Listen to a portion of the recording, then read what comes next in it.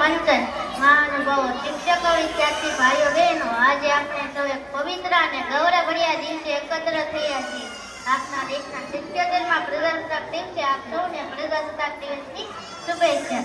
26મી જાન્યુઆરી એ માત્ર તારીખ નથી, પરંતુ દિવસ છે જ્યારે ભારતના નાગરિકોને સત્તા મળી અને સંવિધાને આપણને ઓળખ આપી.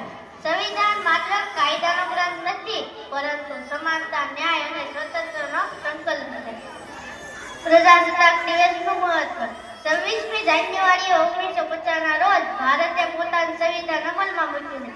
વિશ્વને બતાવી દીધું કે ભારત માત્ર લોકતંત્ર ધરાવતો દેશ નથી, પરંતુ લોકતંત્રને જીવતો દેશ છે.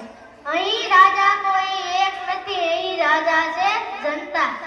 આજના ભારતની સિદ્ધિઓ. મિત્રો, આજે ભારત અનેક ક્ષેત્રોમાં વિશ્વનું નેતૃત્વ કરી રહ્યું છે.